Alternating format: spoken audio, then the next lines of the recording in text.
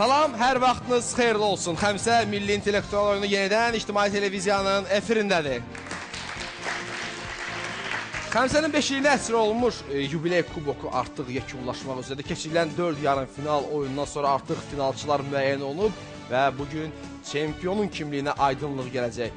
İndi isə finalçı komandalarla və onların heyətləri ilə tanış olaq. İntellektual aləmin sevimlərində olan diplomat komandası Tural Sultanov komanda yoldaşları arasında Zireh ləqəbi ilə tanınır, yüksək məntiqə malik oyunculardandır. İlkin Xəlilov, Rus və Azərbaycan dillərində yüksək səviyyədə oynayan nadir oyunculardan biri. Rusif Serov gəlir. Soyuqqanlı, emosiyalardan bir qədər uzaq oyuncu axtarırsa, bu oyuncunun oyunu sadəcə izləmək lazımdır.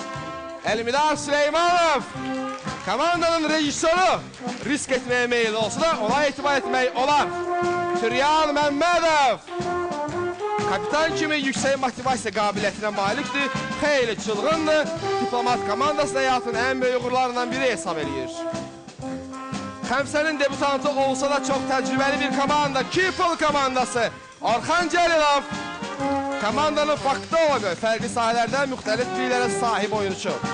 Deniz Şabanov, komandanın həkimi, öz sahəsində mütəxəssis, geniş maraq dairəsi sahib oyuncu. Azər Tarverdiyev, çox dərin humanitar biliklərə, xəmsə yarışlarında əvəzsiz təcrübəyə malik oyuncu. Elnur Qasımzadə, texniki, eləcə də musiqi, kino və idman sahələrə marağı olan oyuncu. Və nəhayət Orxan Cəfərov gəlir. Komandanın kapitanı, böyük oyun təcrübəsinə malik bir oyuncu. Oyuncularını azadlıq, bərabərlik və qardaşlıq dəyərləri birləşdirən, İtalyanca adının mənası qisas olan Vendetta komandası, Azər Abbas Əliyev. Diller üzrə ekspert, komandanın ən sevimli oyuncusu və Buran Əli. Ən sevimli personajı Harry Potter'dir. Elvin İbrahimov, əla musiqi zövqü olan, komandada idarə edilməsində özünü qatlı müxalif kimi göstərən bir şəxs, yaxşı yaddaşı var. Ruslan Məmmədov, komandanın ziyalısı, zərif zövqə sahib, ətrafa pozitiv verən bir şəxs. Hobisi kitab və boksdur. Elşən Quliyev, komandanın ruhu və mənəvi lideri, kimya və Argentina üzrə ekspert. Və nəhayət Ülvi Mehrəliyev, komandanın kapitanı, sadəcə olaraq kapitan. Çempionatın ən təcrübəlilərindən olan köhnə dalğa Elgin Atalıyev, çox soyuqqanlı və dərin ensiklopedik biliklərə malik oyuncu. Emil İsmailov, komandanın əsl lideri, mifologiyanın bilicisi. Əlvan Abdullah, çox emosional və oyunundan daim narazıdır. Toğrul Qurbanov gəlir. Gənc və perspektivli Sumqayıtlı oyuncular aranıza qoşulması köhnə komandaya qələbə üçün çox lazım olan drive'ı əlavə etməlidir. Və nəhayət Rüfət Abdullah gəlir. Ölkənin ən güclü intellektuallarından biri. Beləliklə komandalar artıq zalda öz yerlərini tutdular və oyuna başlamaq olar. Şərtlərə əsasən ilkin olaraq bəlli raund keçiriləcək. Bəlli raundda 5 mövzu öncədən elan olunur və komandalar öz oyuncuları mövzulara uyğun olaraq təyin edilir. Diqqətli olun, mövzuların adları futbol da bir dünyadır, ağacların bəhsi, həqiqi mövzu, kino rejissorlar və Cənubi Amerika. Komandalara müzakirə üçün qısa vaxt verilir. Biz isə bu vaxt ərzində zirvə biraz ansambl dinləyirik.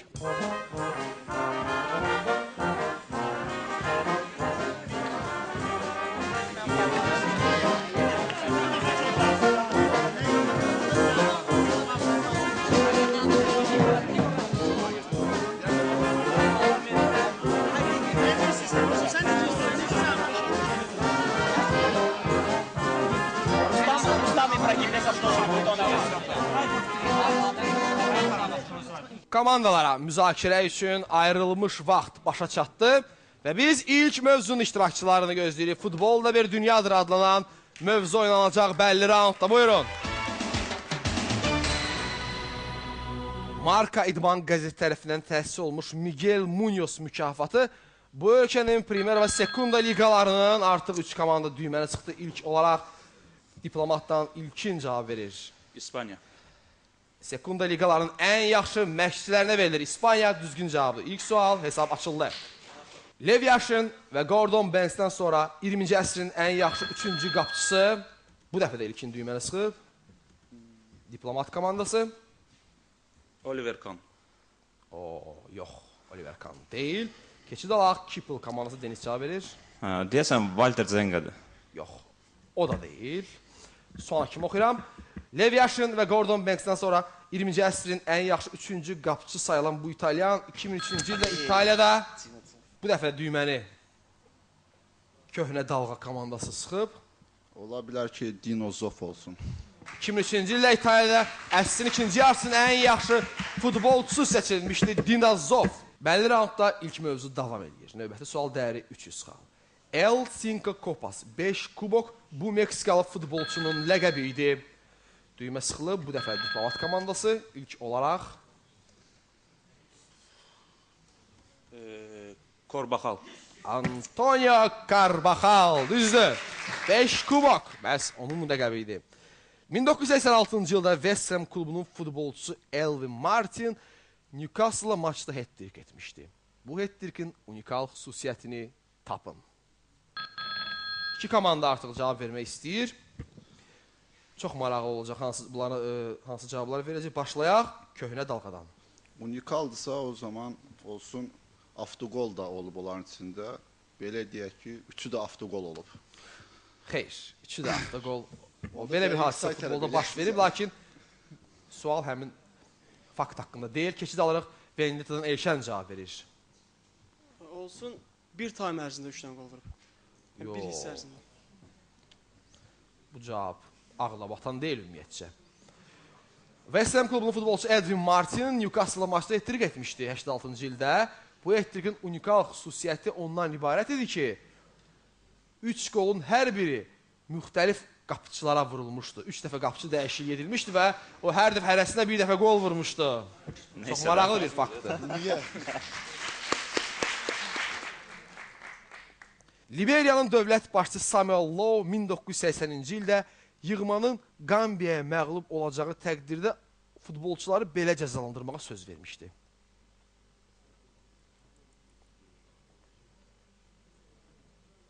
O demişdi ki, əgər Qambiyaya məğlub olsaz... Qambiya forması gənə sanırsın. Yox, həbs olacaqlar sadəcə. Həbs. Gəlin.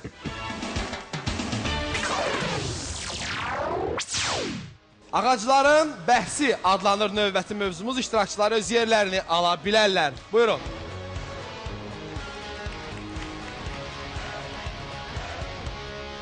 İlk sual 100 xal. Atalar məsələnə görə o bar verəndə başını aşağı əyməlidir. İlk olaraq Vendetta. Ağac. Ağac bar verəndə başını aşağı əyir. Düzdür. Elmi adı Ficus cairica olan ağac İslamda müqəddəs sayılır. Əsasən Aralıq dənizi regionunda və Azərbaycanın mərkəzi rayonlarında bu dəfə də Elvin cavab verir. Olsun əncir ağacı. Və Abşeronda geniş yayılıb. Əncir. Bəli, İslamda müqəddəs sayılır. Düzdür cavab. Yaşıl kəmər hərəkatının gedişində bu Afrika ölkəsində 30 il ərzində 30 milyon ağac əkilmişdi. Hərəkatın rəhbəri Yəni ki, bu Kenyadə. Wangari Maathai 2004-cü ildə Nobel sülh mükafatına layiq görülmüşdü. Kenyada əkilmişdi 30 milyon ağac. Bu dəfə köhnə dalğadan Toğrul sual düzgün cavab verdi.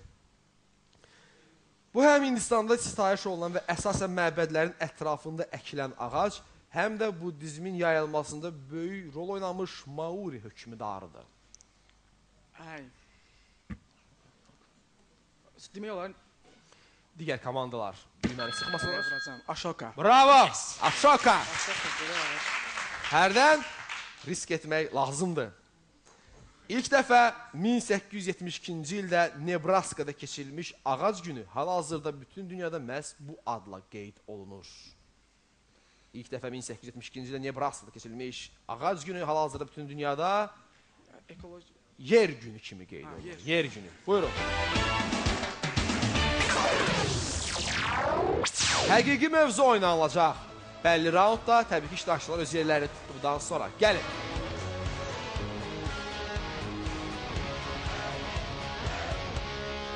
Həqiqi mövzu ilk sual 100 xal. Ucundadır dilimin həqiqətin böyüyü, nə qoydular deyəyim? Rəsul Rıza. Deyil, Rəsulza deyil. Ucundadır dilimin, həqiqətin böyüyü, nə qoydular deyəyim, nə kəstilər dilimi. Müəllifi tapın. Ucundadır dilimin, həqiqətin böyüyü, nə qoydular deyəyim, nə kəstilər dilimi. Deyim, Hüseynzadən dörə. Nəsimi? Əli bəy Hüseynzadən dörə. Əli bəy Hüseynzadə fikirlər məhz ona məxsusudur. Onun 1938-1939-cu illərdə ingilis dilində yazdığı ilk roman Sebastian Knight'ın Həqiqi Tarixçəsi adlanırdı. 1938-39-cu illərdə artıq ingilis dilində roman yazıb Sebastian Knight'ın Həqiqi Tarixçəsi. Kim? 38-39 artıq ingiliscə yazır. Ona kimi isə komanda. Görək. Olsun Jorge Luis Borges. Yox, Borges deyildi. İndi isə Vendettanın cavabını eşidək. Olsun Nabokov. Nabokovdur, bəli. Vladimir Nabokov. İngiltərə burjua inqilabının gedişində meydana gəlmiş bu kəndli hərəkatın üzvləri özlərini həqiqi leveller adlandırırdılar. Onların adını ingilis dilindən qazanlar kimi tərcümə eləmək olar. Digərlər. Digərlər, düzdür. Məhz digərlər qazanlar kimi tərcümə olunur. Ədliyyə və prokurorluq orqanları işçilərinə bu ali xüsusi rütbədə verilir.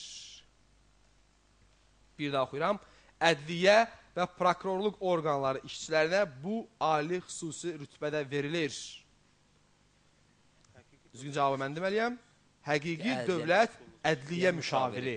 Həqiqi dövlət ədliyyə müşaviri. Və mövzunun son sualı. Riyaziyyatda onların çoxluğu R hərfi ilə işarə edilir. Riyaziyyatda onların çoxluğu R hərfi ilə işarə edilir. Həqiqi rəqəmlər. Həqiqi rəqəmlər və həqiqi ədədlər, düzdür? Buyurun.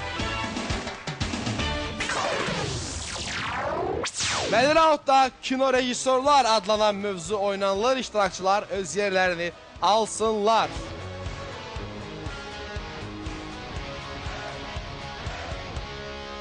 Fransanın Anjer şəhərində keçirilən Beynəlxalq Avropa Kinosu Festivalında artıq düymə sıxıldı, maraqlıdır. Orxan cavab verir. Kipl komandasından. Palma budağı. Yox, Kandadır. Fransanın Anjer şəhərində keçirilən Beynəlxalq Avropa Kinosu Festivalında Grand Prix-yə layiq görülmüş Yarasa filmi bu rejissorumuza aiddir. Elgün? Ayaz Salayev. Ayaz Salayev, düzdür. 1983-cü ildə o, Londonda Covent Garden'da Modest Mussorgsky'nin Boris Godunov operasını səhnələşdirmişdi. Elə həmin ildə o, Nostalgiya filminin çəkilişlərini yekunlaşdırmışdı. Bu dəfə düyməni Elmidar sıxıb. Bu Andrey Tarkovski'dir. Andrey Tarkovski'dir. Nostalgiya filmi ona aiddir. Ən yaxşı rejissor kimi 2 dəfə Qızıl Ayı, 2 dəfə Qızıl Şir mükafatlarını qazanmış bu Tayvanlı rejissor Gozvel Dağ filmi ilə Ang Lee. Gozvel Dağ filmi ilə nə qazanmışdı? Mükafat. Oscar kazandı. Oscar qazanmışdı, düzdür. Qadındır. Alphaville, Son Nəfəs filmlərinin müəllifi olan bu dəfə də Elmdar. Alphaville çəkib Jean-Luc Godard. Bu Fransız yeni dəlq hərəkatının banilərindən biri də onun filmləri 1960-cı illərdə dünya kino sənətinə güclü təsir etmişdi. Jean-Luc Godard, düzdür. Və son sual. Azərbaycan ilk qadın rejissorlarında olan bu xanım yenə də düyməni Elmdar sıxıb. Qəmər Səlamzadə. Bu dəfə səhv elədin. Azərbaycan ilk qadın rejissorlarından olan bu xanım Qaladan tapılan mücrü, İmtihan, Qətl günü filmlərini çəkmişdi. Digər komandalar risk etmirlər. Düzgün cavabı mən deməliyəm. Gülbəniz Əzimzadə idi. Qətl günü filminin rejissoru məhz oydu. Gəlin.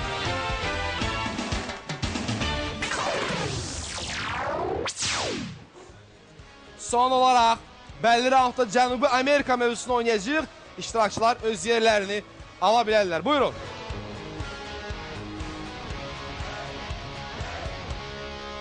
İlk sual belədir. 100 centavaya bərabər Boliviano bu ölkənin pul vahididir. 4 komandanın 4'ü Azər qabaqladı.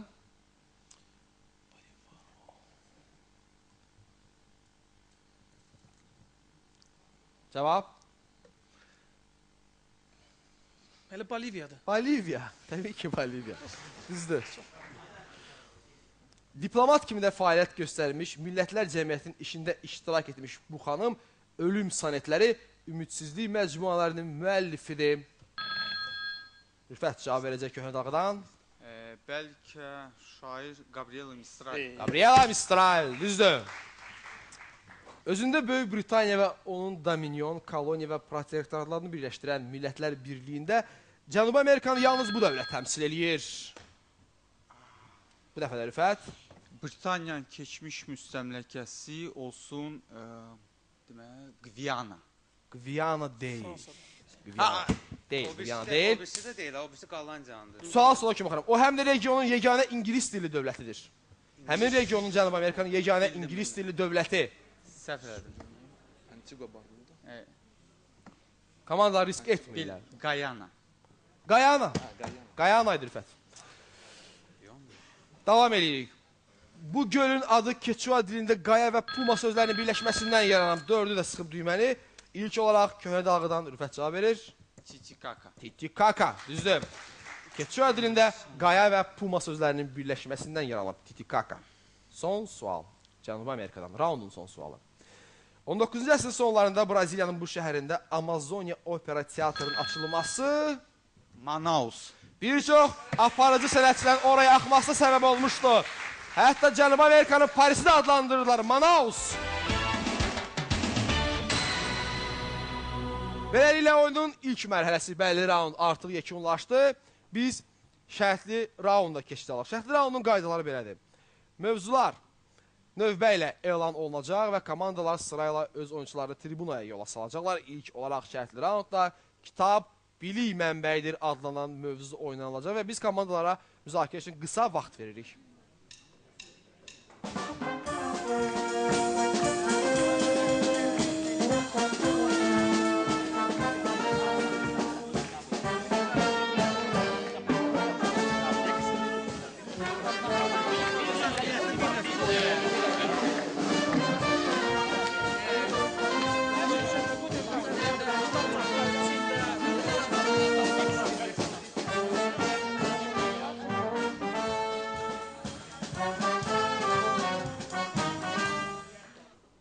Bəli, artıq müzakirə üçün vaxt bitdi. Şərtli raundun ilk mövzusunun iştirakçıları öz yerlərini ala bilərlər. Gəlin. İlk sualı oxumazdan əvvəl xal durumu nəzərdən keçirək. Kipl mənfi 100, Diplomat və Vendetta 600 xal, Köhnə dalğa 1300 xalla liderdir. İlk sual 200 xal. Kitab bilik mənbəyidir mövzusunu oynayırıq. Bir çox müəlliflər tərəfindən elm tarixinin ən əhəmiyyətli kitabı hesab olunan bu kitab 1859-cu ildə dərc olmuş və Deməli, bu Darwinin Происхождение видов kitabıdır. nə tərcümə eləyir onu? Növlərin mənşəyi. Növlərin mənşəyi. 1859-cu ildə dərc olunmuşdu və təkamül nəzəriyyəsinin əsasını da qoymuşdu məhz bu əsərlə. Növlərin mənşəyi düzgün cavabdır. 18-ci əsrin 70-ci illərində işıq üzü görmüş bu əsər müəllifin sağlığında böyük şöhrət qazanmış, onun 20 pirat nəşri çapdan çıxmışdı. Əsərin müəllifi Höteyen Napolyon etiraf etmişdi ki, komanda başlayaq bu dəfə də Vendetta komandası. Gənc Werterin əzabları. Napolyon ona etiraf etmişdi. Nə etiraf etmişdi? Onu bilmirsən. Bilmirəm. Etiraf etmiş ki, mən bu əsəri 7 dəfə oxumuşam. Gənc Werterin istirabları. 16-cı əsrin sonlarında Papa 8-ci Klement belə kitabların oxunması və saxlanmasını artıq iki komanda düyməni sıxdı. Başlayaq Emildən, Köhnə dalğa komandası. Yəqin qadağan olmuş kitablar. Bu cavab səhvdir. Keçid alırıq Turala, Diplomat komandası. O kitablardakı dünya yumrudur. Yox. Yox.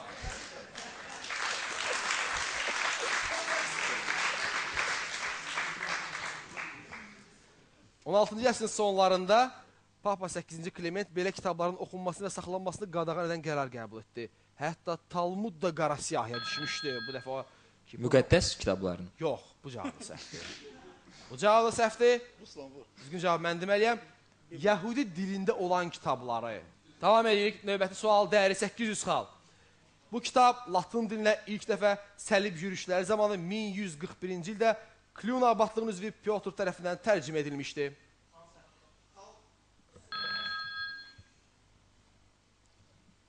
Məsəl üçün Quran kitabı. Quran tərcümə olunmuşdu, düzdür. 1141-ci ildə Cluny abadlığının üzvü Pyotr tərəfindən tərcümə olunmuşdur. Cavab doğrudur. Və nəhayət, mövzunun son sualı. Ateizmin Bibliyası adlandıran Şuur əsri kitabını Birləşmiş Ştatların xaç atası ləqəbli. Bu Thomas Paine'dir. Bu İngiliz-Amerikan filosofu yazılır. Thomas Paine. Düzdür. Şərtli raundun növbəti mövzusu elan olunur. Margarita adını daşıyacaq mövzumuz. Qısa müzakirə vaxtı.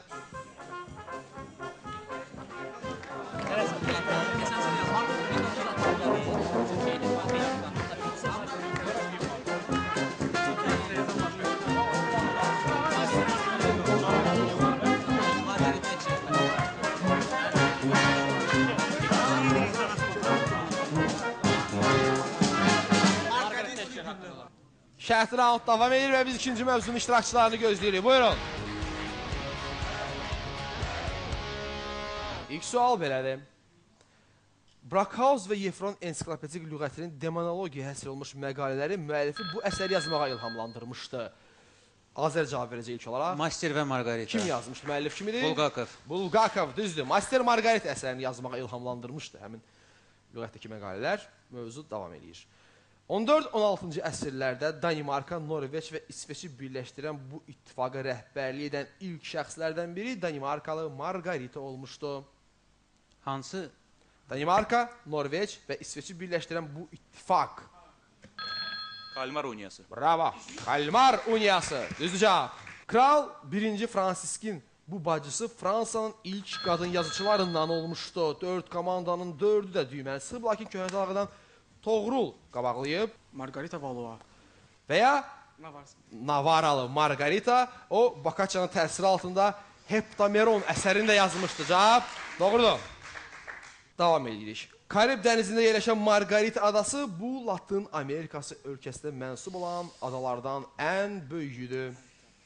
Margarita adası.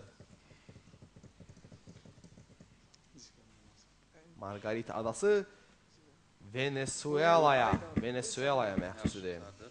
İtalyan faşizminin Yahudi anası adlandırılan Margarita Sarfatti bu şəxsin sevgilisi və bioqrafı olmuşdu. Bu Benito Mussolini. Benito Mussolini'dir, düzdür. Şərtli raund davam eləyir. Üçüncü mövzunun adı elan olunur. Kodlar adlanacaq. Kodlar.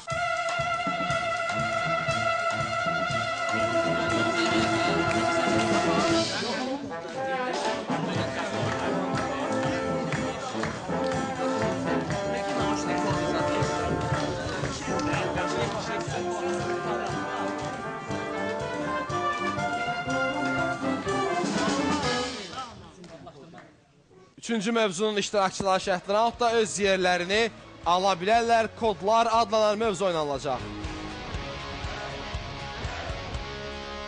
İlk sual 200 xal. Şimali Amerika materikində Avropalıların ilk məskənlərindən olan Cape Cod yarımadasında o ilk transatlantik radio əlaqəni həyata keçirmişdi. 3 komanda düyməni sıxıb, Turyan qabaqlayıb diplomatdan. Thomas Edison. Yox, Edison deyildi. Keçid alaq Vendetta'ya. Yəqin ki Morzedir. Morze də deyildi və indi növbə Elgünündür. Olsun Marconi. Marconi, Guillermo Marconi. İlk transatlantik radio əlaqəni Guillermo Marconi həyata keçirmişdi. İnformasiyanın məxfiliyini və həqiqiliyini təmin etmək məqsədi ilə onun kodlaşdırılması haqqında metodları bu elm sahəsi öyrənir. Kriptografiya. Bəli, kriptografiya kriptologiyanın bir sahəsidir və sual məhz kriptografiya haqqındadır. Düzgün olaraq bu cavab qəbul olunur. Adenin, guanin, sitazin və timini ifadə edən DNT kod. canlı orqanizmə xas olan bu kodun əlifbasını təşkil edir və ya genetik kod. Növbəti sual belədir. Demək olar ki, bütün yazılı dillərin işarələrini ifadə etməyə imkan verən bu kodlaşdırma standardı 1991-ci ildə yaradılmışdı. Elgün cavab verir. HTML. Yox, o deyil. Unicode. Unicode. Bax, bu düzgün cavabdır. Onu yaratmağa Norman Woodland'ı Morse əlifbası ilhamlandırmışdı. Woodland deyirdi, mən yalnız nöqtələri və tirələri genişləndirib dar və geniş xətlərə çevirdim. Onu yaratmağa Norman Woodlandı Morze əlifbası ilhamlandırmışdı. Woodland deyirdi, mən yalnız nöqtələri və tirələri genişləndirib dar və geniş xətlərə çevirdim. Dar və geniş xətlərə. Ştrix kod. Ştrix kod, düzdür. Nəhayət ki, bir komanda düzgün cavaba çıxdı. Buyurun.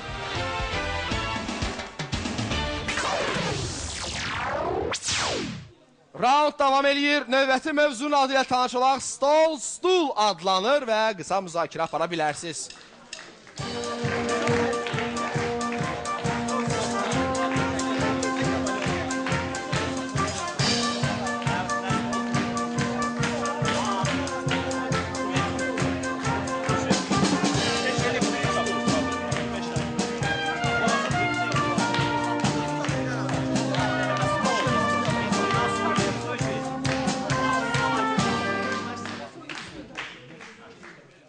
Şərtli raundda stol, stul adlanan mövzu oynanacaq iştirakçılar öz yerlərini alsınlar. Buyurun.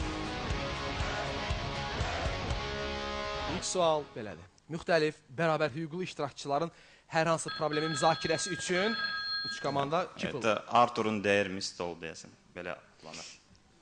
Hər hansı problem müzakirə təşkil olunmuş tədbiri belə alan dəyirmi, masa və dəyirmi stol qəbul olunur. Adı fransızcadan uzun stul kimi tərcümə olunan bu yüngül kreslodan çimərliklərdə açıq hovuzların kənarında bu dəfə Vendetta komandası qabaqlayıb. Olsun şezlong. Açıq hovuzların kənarında istifadə olunur, ona şezlong deyirlər. Fransızda uzun stul deyirlər.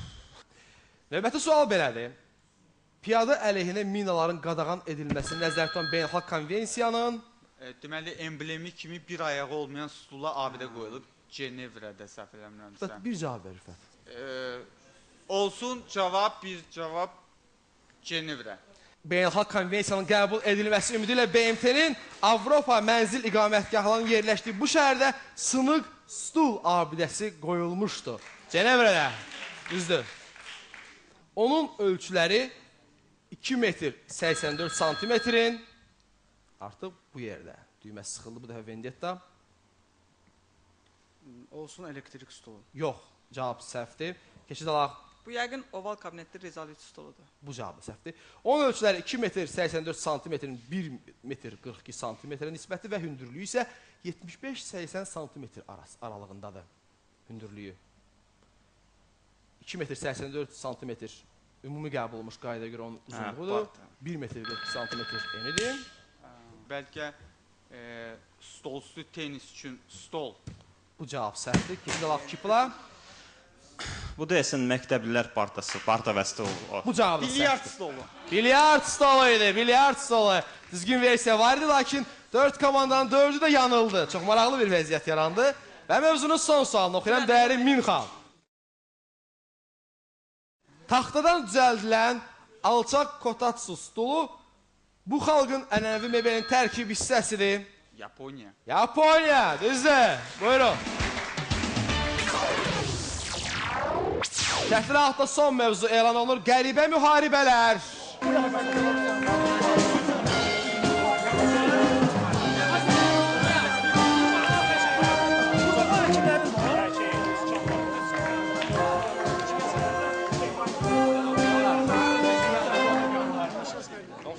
Son mövzunun iştirakçıları öz yerlərini ala bilərlər. Buyurun.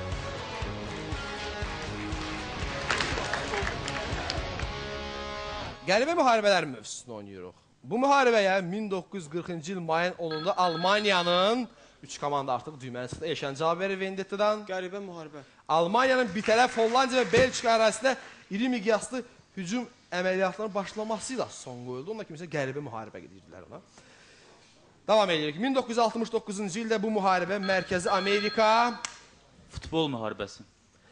müştərək bazarı regional layihəsi son qoymuş və bir neçə min adamın ölümü ilə nəticələmiş. Hansı ölkələr arasında? Honduras, Salvador. Honduras və Salvador arasında futbol müharibəsi, futbol oyunundan sonra başlamışdı bu müharibə. 1801-ci ildə bu iki həmsərhəd Avropa ölkəsində qısa müddətli 3 həftə davam edən Portuqal müharibəsi baş vermişdi.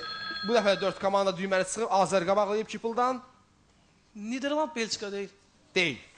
Deyil. Rusifin cavabını gözləyirik. Qoy olsun İspaniya, Portuqaliya. İspaniya, Portuqaliya. Bu cavab düzgündür.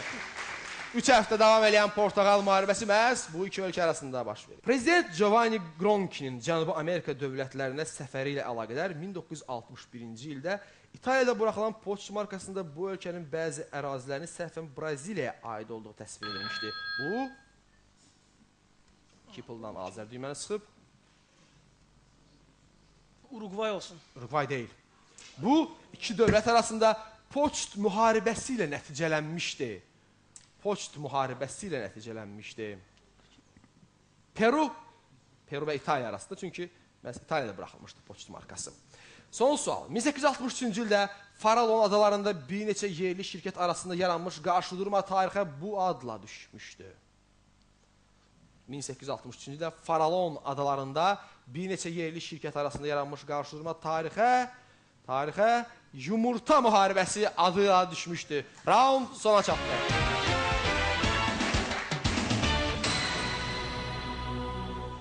Beləliklə, oyunun ikinci mərhələsi də sona çatdı. Biz sirli raunda keçid alırıq.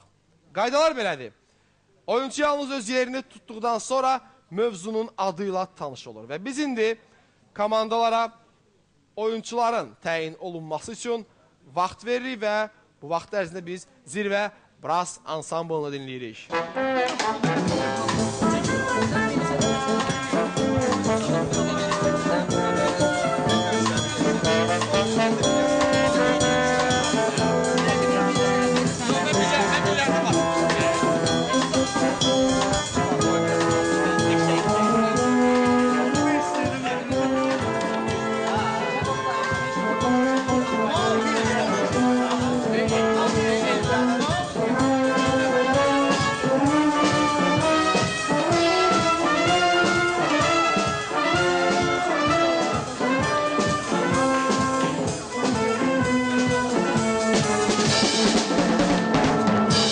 Biz sirli raunda başlaya bilər. İlk mövzunun iştirakçıları öz yerlərini alsınlar. Əvvəlcə hal durumu nəzərdən keçirək. Kiple mənfi 2500 diplomat, 400 Vendetta 2200 və köhnə dalğa 5300 xalla liderdir. İlk mövzumuz şahmat adlanır.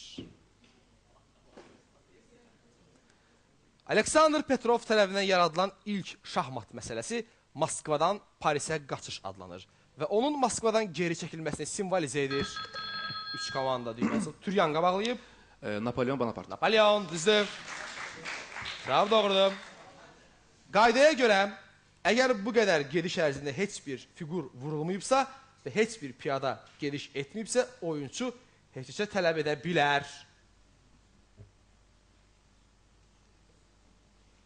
Qaydaya görə bu qədər gediş ərzində heç bir figur vurulmayıbsa, heç bir piyada gediş etməyibsə, oyunçu heç tələb edə bilər. Söhbət 50 gedişdən gedir, 50 gediş ərzində. Dünya birinciliyi uğrunda belə bitən yeganə partiya 1978-ci ildə Pat. Karpov və Korçnoy arasında qeydə alınmışdı. Pat. İlk dəfə olaraq 1978-ci ildə qeydə alınıb, dünya birinciliyində olan oyunlardan söhbət gedir. Bu şahmatçı 16 yaşında olarkən dünya çempionu Capablanca'nı məğlub etmiş, özü sonralar dünya çempionu adını qazanmışdı. Onu Sovet şahmat məktəbinin... Bu Alyokhin'dir. Alyokhin deyil. Alyokhin deyil. Keçid alğı Vendetta'ya. Batvinnik. Sovet şahmat məktəbi patriarxı hesab edirlər. Mikhail Batvinnika deyirlər Sovet şahmat məktəbinin patriarxı. Son sual gəlir şahmatdan. Beynəlxalq idman ustası və məşqçi Silvio Danayilov tərəfindən irəli sürülmüş qaydalar oyunçuların fəal və maraqlı oyuna motivasiyasını gücləndirmək, razılaşdırılmış partiyaların aradan qaldırılmasına yönəldilmişdir. Qaydalar Danayilovun doğma şəhərin adıyla bu adı daşıyır. Silvio Danayilov. Silvio Danayilov. Hansı şəhər? Onun doğma şəhəridir və şahmatda belə bir qayda var ki, həmin qaydalar əsasən oyunlar daha gərgin keçir. Müəyyən bir gedişə qədər heç təklif etmək olmaz, razılaşmaq olmaz. Ona Silvio Danaylovdan da bəlkə çıxmaq olardı. Bolqariyada o Safiya qaydaları. Safiya, gəlin.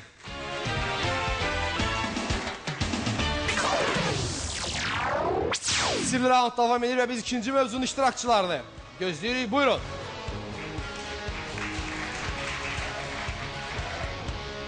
Metal adlanan mövzu oynanılır. İlk sual belədir. Ukrayna Yüksək Liqasında Xarkov şəhərini təmsil edən bu futbol klubunun adı? Metallurq. Səhvdir. Metallurq deyil. Digər komanda? Polad. Yox. Bu metalistdir. Metalist. Bəli, metalist. Mövzu davam edir. Dəmir və onun birləşmələri polad, çuqun, ferronitlər adətən bu ad altında ümumiləşdirilir. Vendetta. Qara metallar. Qara metallar. Cavab doğrudur. Əsası 1969-cu ildə Birminghamdə qoyulmuş bu Britaniya rock qrupu müasir heavy metal janrında formalaşdırıb. Deniz? Bu Iron Maiden'dir deyəsən. Yox. Cavab səhvdir. Metallica. Bu da deyil. Keçid alaq. Olsun Black Sabbath. Black Sabbath. Bax, bu düzdür. Britaniya rock qrupu müasir heavy metal janrını formalaşdırıb. Bax, bu cavab düzdür. Üçüncü əhdən düzgün cavabı eşitdik. 1886-cı ildə Alman kimyaçısı Clemens Winkler tərəfindən kəşf olunmuş bu metaldan tranzistor və diodların hazırlanmasında istifadə olunur. Clemens Winkler tərəfindən kəşf olunmuş bu metaldan tranzistor və diodların hazırlanmasında istifadə germanium. Bu mühəndis metallurq qırmızı bayraq mükafatına layiq görülmüş ilk Azərbaycanlı idi. O, dövlətin siyasi həyatında yaxından iştirak etmiş, Azərbaycan SSR-nin hərbi və dəniz işləri üzrə komissar vəzifəsində çalışmışdı. O, qırmızı bayraq mükafatına layiq Klub deyil, klub. ilk Azərbaycanlı idi. Bu şeydir, Sibirdəki deyil o fərman. Yox. Üçüncü cavab Çingiz Yıldırım. Çingiz Yıldırım, buyurun.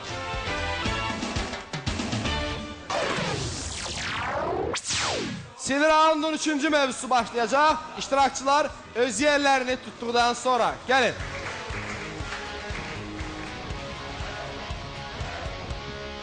Heyvanlar aləmində adlanan mövzu oynanılır.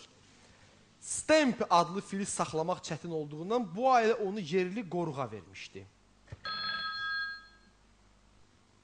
Elşən cavab verir Vendetta komandı. Simpsonlar. Simpsonlar, düzdür. Kristofor Kolumbun karavelalar Karib dənizindən keçərkən dənizçilər suyun daşlarla dolu olmasına təəccüblənmişdilər. Yalnız diqqətlə baxdıqdan sonra məlum olmuş ki, bunlar daş deyil. Bu dəfə də Elşən? Tısbağaydılar da. Tısbağaydılar, bəli, tısbağalardır. Bütün heyvanlar bərabərdir, amma bəziləri daha çox bərabərdir. Elgün cavab verəcək. George Orwell'in Heyvanlar Ferması. Heyvanlar özlərinə bənzər onları öldürməməlidir prinsipləri bu əsərdə səslənmiş heyvan ferması, düzdür. Qonur ayının bu növünün adı ingilis dildən çal saçlı kimi tərcümə olunur. Elnur cavab verəcək Kiple'dan. Grizzly. Grizzly, düzdür. Grizzly. Atom nömrəsi 81 olan bu kimyəvi elementi dövrü cədvəlin ördək burunu adlandırırlar. Ördək burunu. Elşən? Bismut. Yox, deyil. Diplomatın cavabını gözləyir, Elmidar cavab verir. Ursiyum və ya Ursulum. Yox, bu cavabı Ursiyum da. səhvdir. Ona görə ördək burun adlandırırlar ki, ördək burun özü məməli olsa da quşlara məxsus xüsusiyyətləri var. Yumurta qoyur və s. Bu element də metal olsa da, ona metallara xas olmayan xüsusiyyətlərə paradoksal metal deyirlər. Düzgün cavab mən deməliyəm. Talyum. Talyum, buyurun.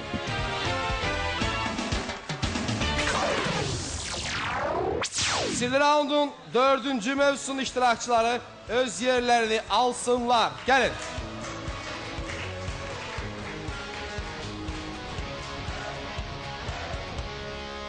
Fotografiya adlanan mövzu oynayırıq. Yüksək işıq həssaslıqda malik olduğundan bu nəcib metalın halogenidlərdən və nitrat birləşmələrindən fotografiyada istifadə olunur. Rusif cavab verəcək. Gümüş. Gümüş, düzdür. Bəs gümüş.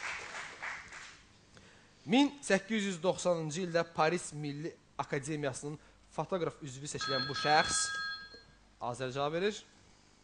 Nadar. Deyil. Cavab səhvdir. Emilin cavabı. Onda olsun Dagger. O da deyil. 1890-cı ildə Paris Milli Akademiyasının fotoqraf üzvü seçilən bu şəxs Bakı Fotoqrafiya Dərnəyinin əsasını qoymuşdu. Mişon.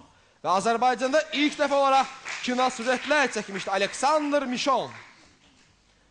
Jurnalistikanın bu sayəsi fikrin ifadə edilməsinin əsas vasitəsi kimi sözlərdən deyil, fotolardan istifadə edir.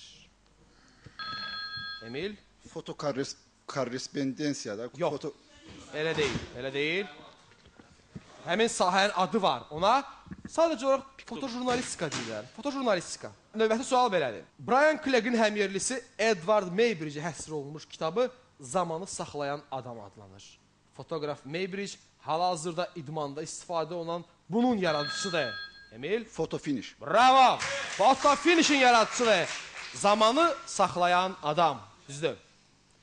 Kırım müharibəsi zamanı çəkdiyi fotoqrafiyalarla şöhrət qazanmış Roger Fenton ilk rəsmi kim olaraq tarixə düşüb? Müharibə fotoqrafı. Hərbi fotoqraf. Sayıram, düz cavab. Silli round sona yaxınlaşır və son mövzunun iştirakçıları öz yerini tuta bilərlər. Buyurun.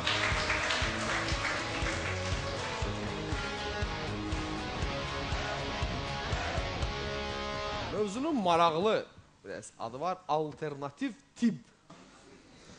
Onun Ögey Ana filmində yaratdığı obraz deyildi ki, ata-babadan... Ceyhun Mirzəyev. Cavab səhvdir. Vendetta. Nəsibə Zeynalova. Ata-babadan kimini küpə ilə, kimini çıldaq ilə, kimini dua ilə, kimini də qanalma ilə yaxşı etmişik. Nəsibə Zeynalovan personajı belə deyirdi. Növbəti sual qəttə olun. Əsası Alman həkimi Christian Friedrich Hahnemann tərəfindən qoyulmuş bu müalicə üsulu müxtəlif preparatlar vasitəsilə sağlam adamlarda xəstəlik simptomlarına bənzər simptomların meydana gəlməsinə əsaslanır. Bir qədər uzun bir sual oldu. Sağlam adamlarda xəstəlik simptomlarına bənzər simptomların meydana gəlməsinə əsaslanır bu müalicə üsulu. Onun adı homeopatiya idi. Homeopatiya. Əsl adı Trensioterapi olan bu müalicə üsulu haqqında ilk məlumatları Rüfət? İğnə terapi, iğnə ilə müalicə. Avropaya 16-cı əsrdə Portugal missionerləri gətirmişdi və ya akupunktura. Alternativ tibbin tanınmış nümayəndələrindən olan bu psixoterapevt 1989-cu ildə SSR Mərkəzi Televiziyasında verdiyi teleseanslarla məşhurlaşmışdı. Ülvi qabaqladı, 4 komandanın 4-ü də düyməni çıxıb. Ülvi cavab verəcək Vendetta'dan.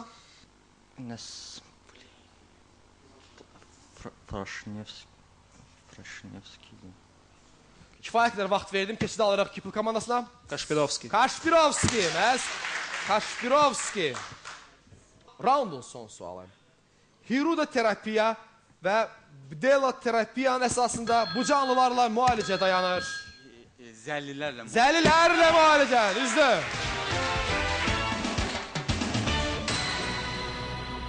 Beləliklə oyunun 3-cü mərhələsi də başa çatdı. Sirli raund sona çatdı. Biz fərdi raunda keçid alarıq. Fərdi raundun qaydaları belədir.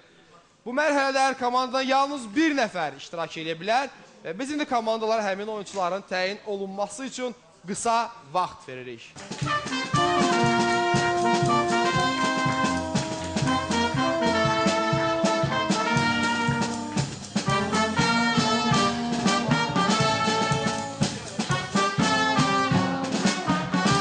Fərdi raunda başlamaq olar. Bu raundda hər komandadan bir nəfər iştirak edəcək. Diplomat komandasından Rusif Hüseynov.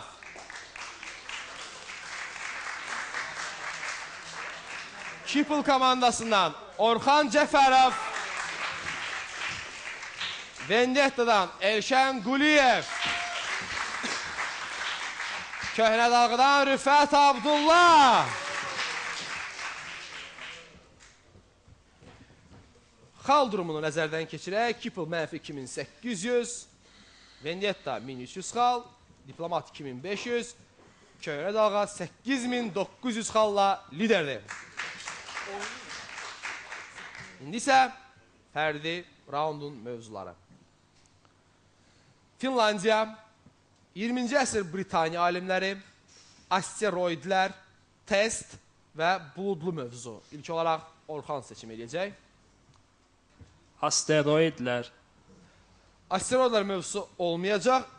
Elşənini seçim eləyir. 20-ci əsr Britaniya alimləri. Bu mövzuda artıq yoxdur. Rusif. Test. test mövzusu oynanılmayacaq. 2 mövzu qalır. Finlandiya və buludlu mövzu. Rüfətin seçimindən əşyasıdır. Gəlin bulutlunu oynayaq. Beləliklə, komandaların seçiminə əsasən fərdi raundda buludlu mövzu oynanılacaq. İlk sual dəyəri 400 xal. Folklora aid olan əmək şeirində göydəki göy buludlar Çobanın yastığı. onun yorğanı kimi təqdim olunur. Çoban düzgün cavabdır. Bunun elmi əsasları 20-ci əsrin 40-cı illərində kimyaçı Vincent Schaeffer tərəfindən işlənib hazırlanmışdı. Pekin Olimpiya oyunlarının açılış və bağlanış mərasimlərində bu həyata keçirilmişdi. Rüfət? Süni olaraq yağışa səbəb olma texnologiyası buludlardan. Yəni buludların çəkilməsi də səmadan. Odur. Buludların dağıdılması. Buludların dağıdılması bu halda qəbul etmək olar. Növbəti sual dəyəri 1200 xal buludlu mövzuda diqqətli olun. Yer qrupuna daxil olan bu planetdə müşahidə olunan buludlar zəhərli SO2-dən ibarətdir ki, bu da həmin planeti həyat üçün mümkünsüz edir. Elşən cavab verəcək. Yer planetində cəmi 3 dənə planet vardı. Olsun Venera yoxsa Mars. Kükürt sarı rəngdədir. Olsun Venera. Venera! Düzdür. Məhz Venera. Həmin planetdə zəhərli buludlar var və həyatı mümkünsüz eləyir. Meteorologiya atası adlandırılan İngilis alimi Luca Howard bunun yaradıcısıdır.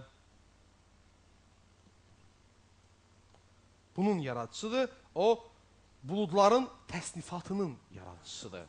Və son sualdan öncə xal durumu. Kibble mənfi 2800, Vendetta 2500, Diplomat 2900 xal və Köhrət ağa 9700 xala liderdir. Əgər diplomat komandası bu suala düzgün cavab verməsə, oyun vaxtından tez yekunlaşacaq, həmsə raundu olmadan və Yubiley kubokunun qalibi müəyyən olacaq. Son sual dəyəri 2000 xal. Bulud xovlu xalçası Qarabağ tipinin bu qrupuna aiddir.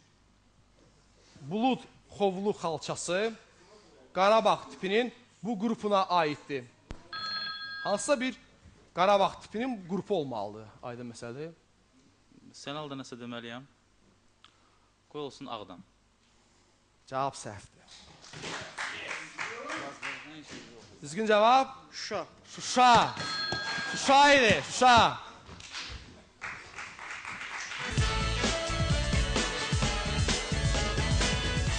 Beləliklə fərdi raund yekunlaşdı və xallara nəzər yetiririk. Kibble mənfi 2800, Diplomat 900 xal, Vendetta 2500 xal və Köhnə dalğa 9700 xal. Bu o deməkdir ki, artıq Köhnə dalğa komandası bütün rəqibləri üçün əl çatmazdır və onlar Yubiley kubokunun qalibi adını qazanırlar. Təbrik edirik. Və biz indi qalibləri mükafatlandırma təbrik etmək üçün Gənclərin İntellektual İnkişaf Mərkəzinin sədri Faiq Hüseynov'u dəvət edirik. Layihəmizin rəhbəri Faiq Hüseynov. Onun da iştirakçılarımıza deyəcək sözləri var.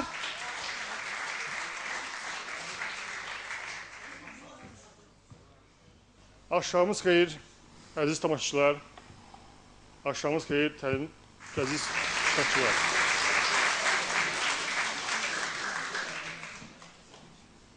Biz bugün həmsənin 5 ilinə həsr olunmuş yubiley oyunlarının finalına baxdıq. Bilirsiniz, vaxtı ilə 5 il bundan əvvəl biz bu layihəyə başlayanda 3-4 nəfərlə bizim də bir arzumuz vardı ki, bir neçə ildən sonra, bir neçə aydan sonra Azərbaycanın hər bir bölgəsində, hər bir gəncin, hər bir Azərbaycanın imkanı olsun ki, öz intellektual potensialını həm yoxlaya bilsin, həm artıra bilsin və o vaxtı bizim üçün bəlkə də bu çox bir uzaq arzu görünürdü. Sadəcə mən onu demək istəyirəm ki, bu 5 ildən sonra bu arzu demək olar ki, reallaşdı. 5 il bundan qabaq bizim ətrafımızda çoxlu bir sayıda skeptik vardı. Bizə deyirdilər ki, sizdə heç nə alınmayacaq. Soruşurdum, nəyə görə? Deyirdilər ki, bir çox səbəb var. İlk səbəb odur ki, siz Azərbaycanda və Azərbaycanın regionlarında, bölgələrində intellektual gəncləri tapa bilməyəcəksiniz. Onlar yox səviyyəsindədir və mümkün olan bir şey deyil. Onu deyə bilərəm ki, bu 5 ildə artıq Xəmsə 20 min nəfər qoşulub. Xəmsə 2 ildir ki, beynəlxalq miqyasda da tanınmağa başlanıb. 8 ölkədə Xəmsə üzrə yarışmalar keçib. O Gürcüstandır, Ukraynadır, İsraildir, Çekiya, Latviya, Özbəkistan, bu ildə Rusiyada keçdi. Bu o deməkdir ki, Xəmsə sadəcə oyun deyil, bu artıq nəsə təzə bir fikirdir, hansı ki dünyaya gəlir. Və sonda mən bir dənə də söz demək istəyirəm ki, yenə Mahatma Gandhi'dən demək istəyirəm, bu yaxında onun həyatını oxumuşam. Onun bir dənə də yaxşı sözü var, hansı ki mən biraz dəyişib demək istəyirəm ki, biz sizinlə bir yerdə istədiyimiz dəyişiklik edən insanlarıq. Biz sizinlə bir yerdə o dəyişikliyin özüyük. Siz olmasaydınız və siz gənclər bizə dəstək verməsəydiniz, bu alınmayacaqdı. Sonda bizim bugünkü verilişin və 5 illiyin yekunu olaraq mən istəyərdim bura Köhnə Dalğa komandasını bura dəvət edeyim. Bizim çempionumuz Köhnə Dalğa komandası.